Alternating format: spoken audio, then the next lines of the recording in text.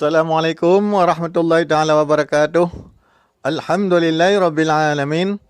Allahumma salli ala sayyidina Muhammad wa ala alihi wa sahbihi ajmain. Amma ba'du.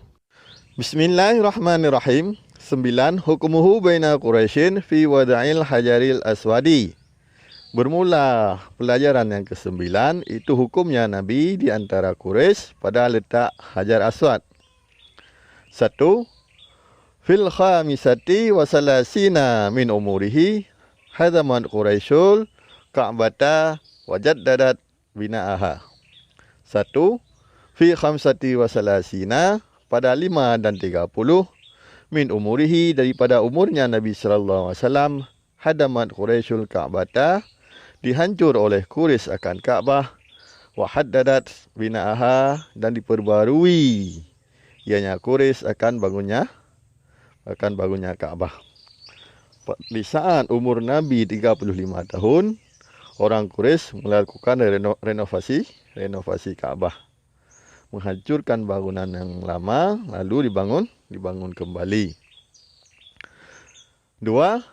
Wa qadistaraka ma'hum sallallahu alaihi wasallam fi binaiha, dan sungguh bersyarikat beserta mereka itu Quraisy oleh Nabi sallallahu alaihi wasallam fi binaiha, pada bangunnya Ka'bah.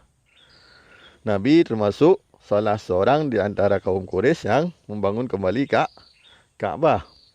Wa kana yahmilu hijarata ma'a asrafil Quraisy, dan ada yang Nabi itu membawa ya Nabi akan batu ma'a asrafil Quraisy, beserta pemuka-pemuka Quraisy, beserta orang-orang yang mulia daripada Quraisy.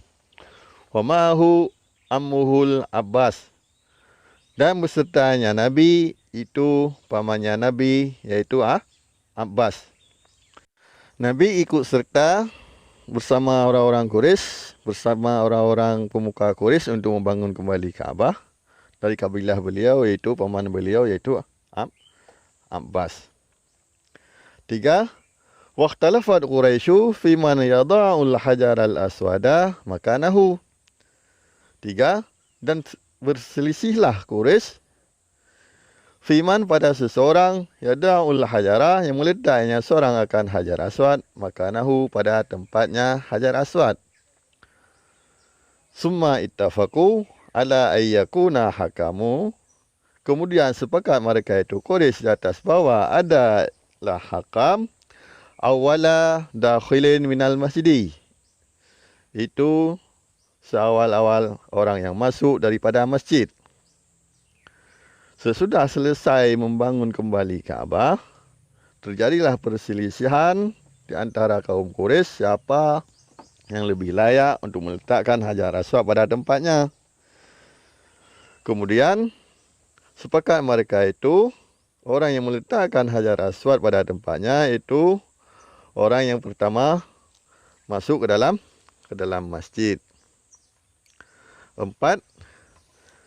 Fakana awwala dakhilil Rasulullah sallallahu alaihi wasallam, maka adalah awala, pada seawal-awal dakhil, seawal-awal orang yang masuk itu Rasulullah sallallahu alaihi wasallam.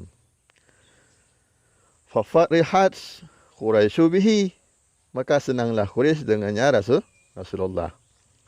Wa qalu, dan berkata oleh mereka itu Quraisy, radina bil amin, kami reda dengan al-amin. Sesudah sepakat yang jadi hakam, yaitu orang yang pertama masuk di dalam masjid, maka yang terjadi yaitu orang yang pertama masuk dalam masjid itu Nabi kita sallallahu alaihi wasallam, sekalipun waktu itu belum diangkat menjadi rasul. Semua orang Quraisy senang karena beliau terpilih, karena beliau digelar dengan al-amin. 5. Fawada al-hajara fi rida'in, maka meletak ianya Nabi SAW akan Hajar Aswad di dalam kain rida. Wa talaba min kulli ra'isin, dan meminta ianya Nabi SAW daripada tiap-tiap penghulu, daripada tiap-tiap pemimpin kabilah, rais, ayyum sika, akan bahawa dipegang ianya rais, ianya pemimpin kabilah, bitarafin minar ridai, dengan ujung daripada kain ridak. Summa amarahum bi rafaihi, kemudian memerintah ya Nabi akan mereka itu rais dengan mengangkatnya ridak.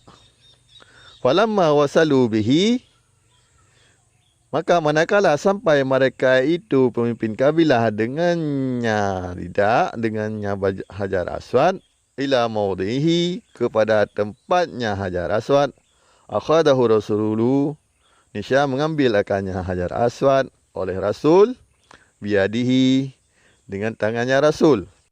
Wa wada'ahu biyadihi syarifati, dan meletaknya Nabi akannya Hajar Aswad dengan tangannya Nabi yang mulia. Fadhala khilafu bihukmihi, maka hilanglah perselisihan dengan hukumnya Nabi sallallahu alaihi wasallam. Wa ta'ajjabat Quraisy, dan heranlah Quraisy biquwati fikrihi, dengan kuat fikirnya Nabi sallallahu alaihi wasallam. Ini sesudah Nabi terpilih sebagai hakam untuk meletakkan Hajar Aswad, maka Nabi meletakkan Hajar Aswad itu di dalam kain ridak beliau dan meminta kepada para pemuka-pemuka kabilah Quraisy untuk memegang tiap-tiap sudut daripada kain ridak tersebut. Kemudian memerintah oleh Nabi pada para pemimpin kabilah untuk membawa Hajar Aswad kepada tempat peletakannya. Kemudian Nabi mengambil batu Hajar Aswad tersebut dan meletakkan pada tempatnya Hajar Aswad dengan tangan beliau. Dengan menghukum beliau tersebut, dengan cara beliau meletakkan Hajar Aswad tersebut, maka hilanglah perselisihan di antara kabilah Quraisy. Orang Quraisy heran kok sampai ke situ Rasulullah sanggup berpikir. Mudah-mudahan bisa dipahami. Wallahu alam. Sekian dulu. Wabillahi taufiq wal hidayah. Wassalamualaikum warahmatullahi wabarakatuh.